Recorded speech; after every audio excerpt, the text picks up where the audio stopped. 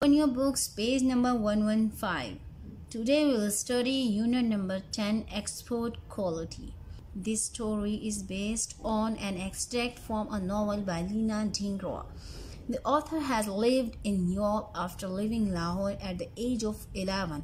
In this extract, she describes the experience of a woman on a shopping trip in a large departmental store selling handicrafts.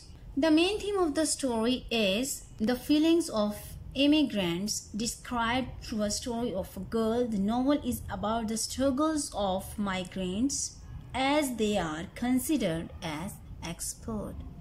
First of all, we must come to know about the words to know.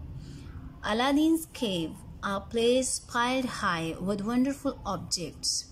Aladdin is the hero of the Arabian Nights. Baubles, showy trinkets, you can say that, toys, bric-a-brac, curiosities, old furniture, china, etc. Cottage industries, a large store selling handicrafts, etc. Decked up, dressed up, and decorated. Exasperation means irritation, insuspended, temporarily inactive. Animation, as if about to come to life. Labyrinth, complicated structure with many passages, hard to find way through, you can say a maze.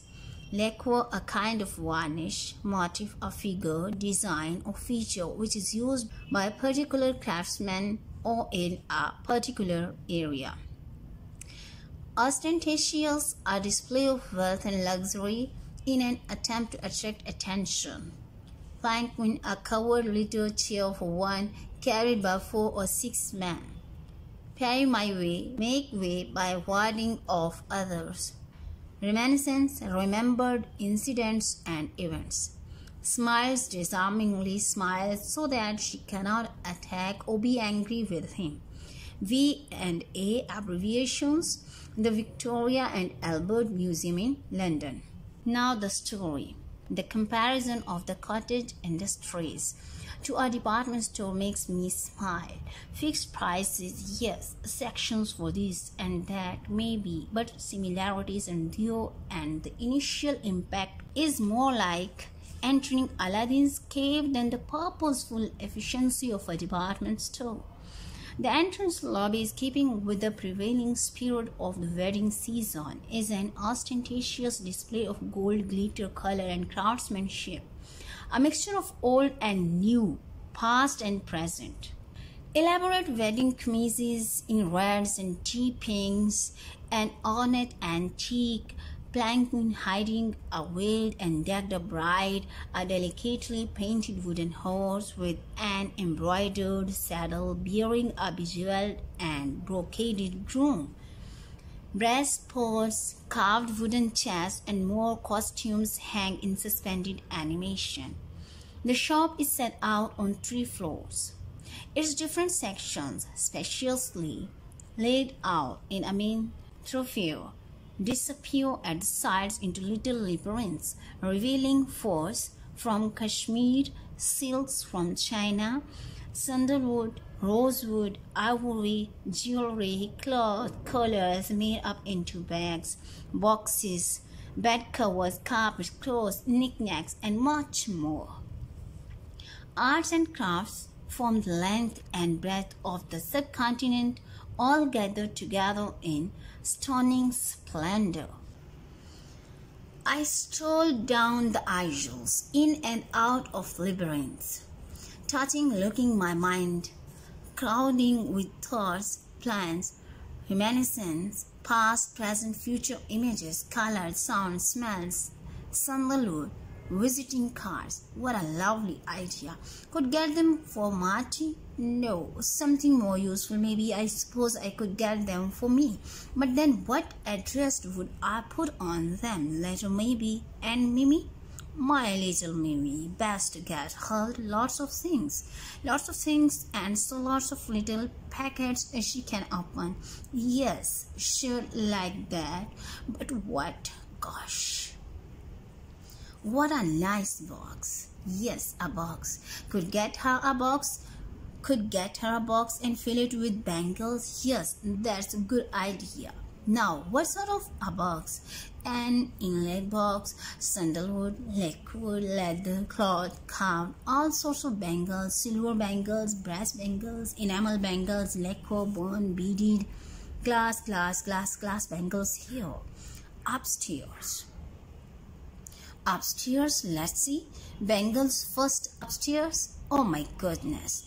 Those little brocade purses. If you love one of those, must get one or two maybe. That moon motif, very old moon motif on that fragment at the V and A. Fragment from Egypt, Persian motif. Did we export cloth to Egypt that long ago? Could have done, I suppose. Must go and check with the V and A. You want this? Yes, please. He gathers up the brocade purses I have collected, counts out a total of 9 and places them on the counter. I fumble for my purse, wondering how old the oldest piece of cloth in the world is, where it is, and how would one be sure of its age anyway. He hands me my bill and keeps the purses. You please pay at cash desk upstairs, he tells me. I climb the stairs, trying to remember the name of that fabled muslin cloth of old which was very wide and very long and yet fine enough to pass through the ring of a little finger. Do you have 2 rupees change? Asks the cashier as I observe his thumb counting the notes I have given him. I shake my head.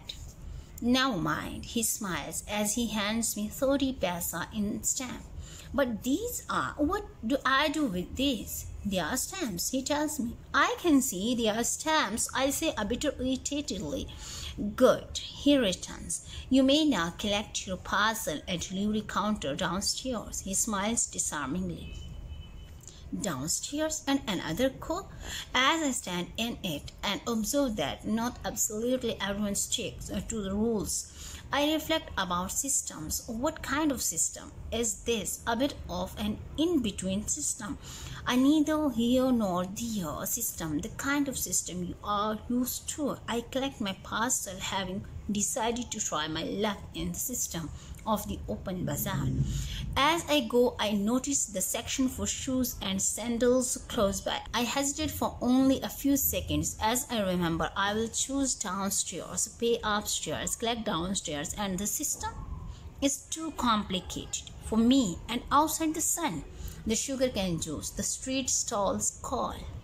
As I step out into the crowded street, I follow a family of 4 walking in front of me and so clearing the way for my free passage. Soon they leave to cross the road, abandoning me to carry my own way down the street, treading through the tourist shoppers, street vendors, and looking for a shoe shop.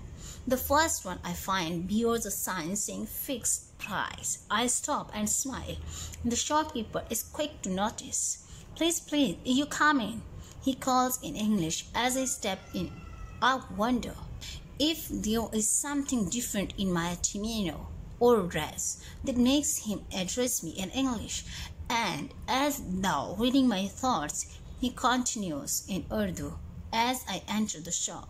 What can I show you? Please sit down. I walk around the shop, looking at the chappals and decide on a traditional design in natural tan. I want the shade closest to my own skin color. I sit down and he pulls down a pile for me to try on. As I slip my feet in and out of them, or inch them in and pull them out, he busily tells me that they are all fine and assures me that each and every one of them will somehow shrink or stretch in no time to become the perfect fit. In good-humored exasperation, I exclaim, but I don't want them to shrink in no time or stretch or whatever else they are supposed to do. What I want to do is take off my old ones now and walk out of this shop with a pair of new ones which fit. Why, yes, of course, don't worry, I've got another kind which will be just fine.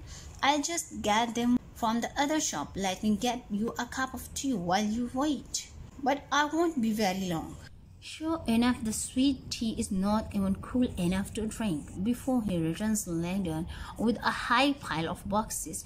This is the very best, very fine, he says, squatting down and opening up the boxes. The very first one I try on first.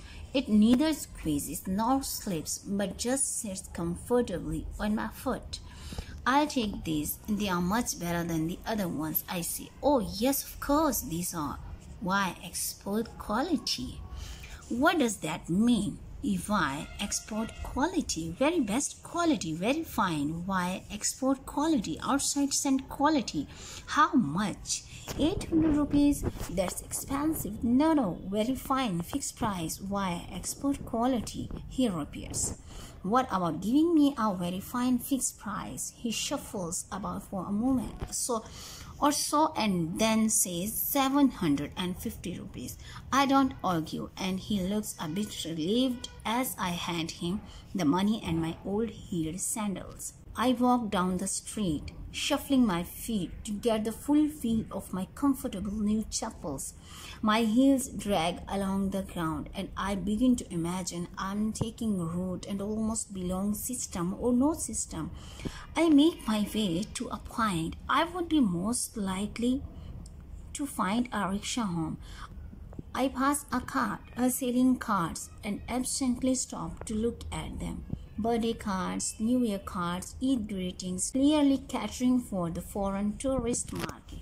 One of them, a photograph in color, shows a long figure climbing into the mountains. The caption inside reads, I don't know where I am going, but I am on my way. 20 rupees, says the man. I give them to him and take my card. I don't know where I'm going, but I'm on my way. And for now, I'm on my way down the road towards Lahore Market. In my childhood, we used to come down here with our pocket money to drink the forbidden sugar cane juice, buy some and see if we could pick up a trinket or something in the stalls. The stalls have become proper brick shops with iron grills, still selling the beads, baubles, bangles, and bric-a-brac. But enough for today. A rickshaw waits. I get in to drive home. I place my feet in such a way as to be able to admire my new chappals as we go along. Export quality, export quality. I start to beat a rhythmic time with my foot. Export quality, smoothly fitting. Home quality, pinching, slipping. Export quality, smoothly. Okay, students, you must read this story and learn the meanings which are given before the story. Thank you.